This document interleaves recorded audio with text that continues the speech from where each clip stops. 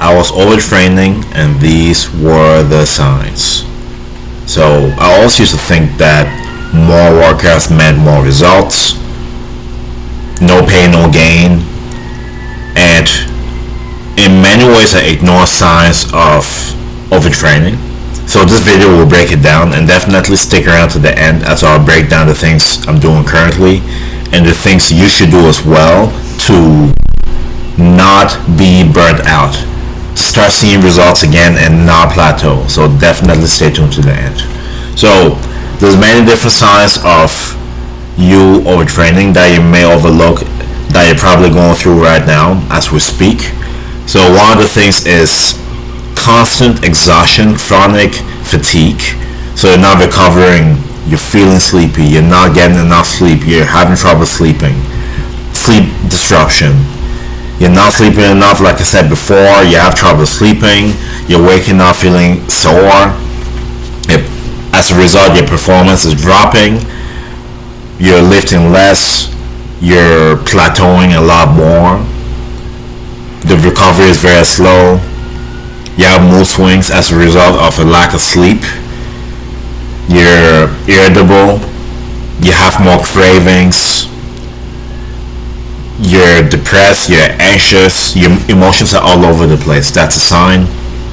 As a result, you lose motivation, so you won't even want to track your food, eat properly, go to the gym, do things at work. Okay? You're sore all the time, like I mentioned before. You're getting sick. With less sleep, with your emotions all over the place, your performance dropping, you're liable to get sick, and injuries are more prone when you're not recovering. Alright? So those are all signs of you overtraining. So I often ignore these signs because of things like no pain, no gain. You're trying to feel like you're doing more, but actually you're hurting yourself in the process. You're comparing yourself to other people training every day when that isn't you, when you should be doing things according to your body type, your goals, and your capabilities. Someone training 5 days may not mean it's effective for someone else.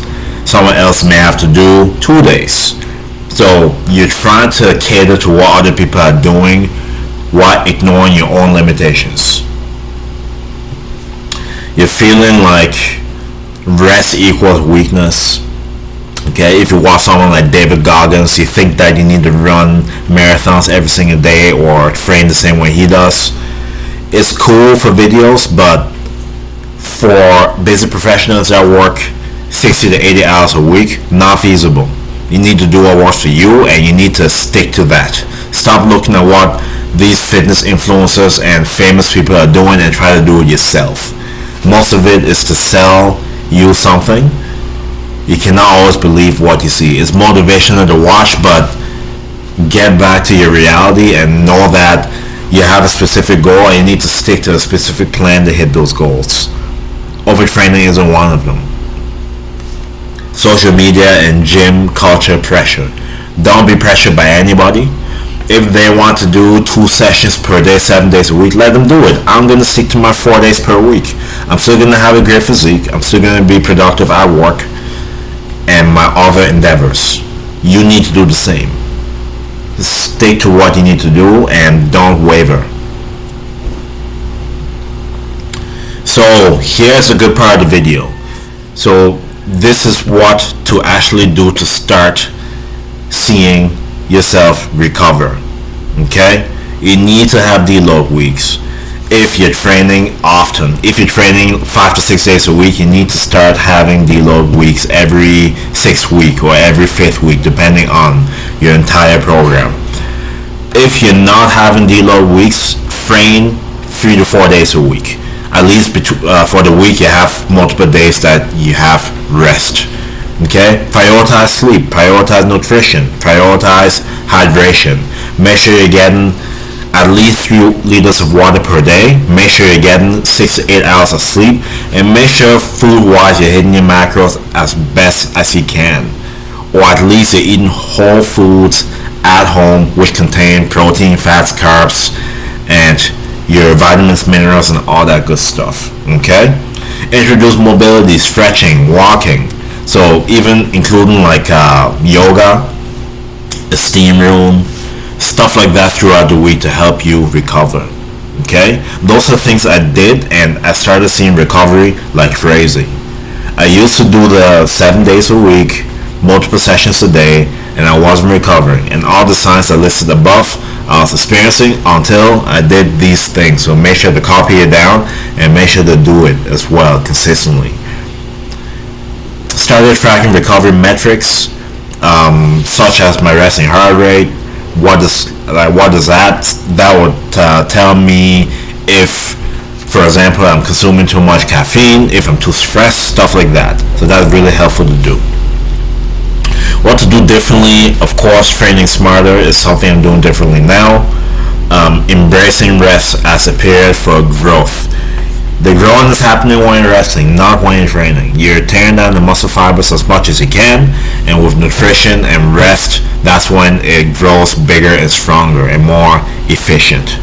Okay? Use other regulators, listening to my body. So there's certain periods where I notice my body is sore. That is when my training changes slightly.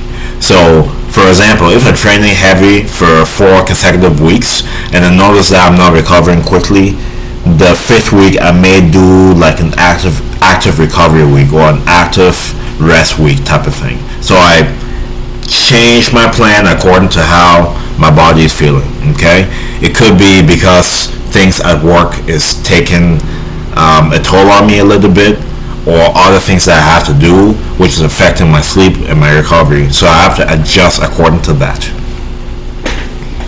So the mindset shifts, obviously. Overtraining isn't beast mode, it's burnout, it's injury, it's plateaus. Okay? Don't overtrain. And overtraining means something different for someone else, and it means something different for me versus you. I may have been able to do 6 days a week and be fine, but most people cannot do that.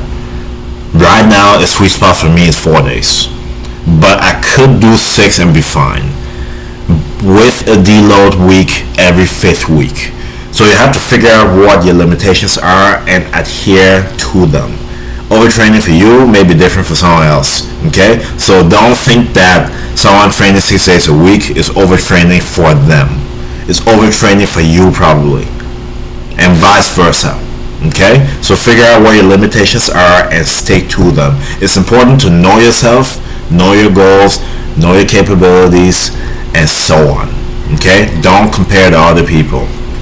Sustainable progress equals better long-term results. Very true. And rest is not a reward, it's a requirement. Okay? So within the week you have to be resting a couple of days.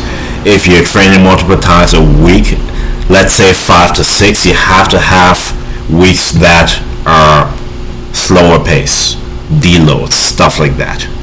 So that concludes the video. So I hope I broke everything down for you. You stuck around to the end. I appreciate that. Thank you very much. I created a group recently. It's called the Mulo System. To have the link to the group, comment Mulo System. I'll send you over the link. In this group is for busy professionals like you and myself working between 50 to 80 hours weekly that are trying to get in better shape without living at the gym. So we help with nutrition, workouts, accountability, Q&A once a week, and so many things in the classroom for you to learn about being in shape without living at the gym. So if that's you, comment below Mulo System and I'll send you over the link.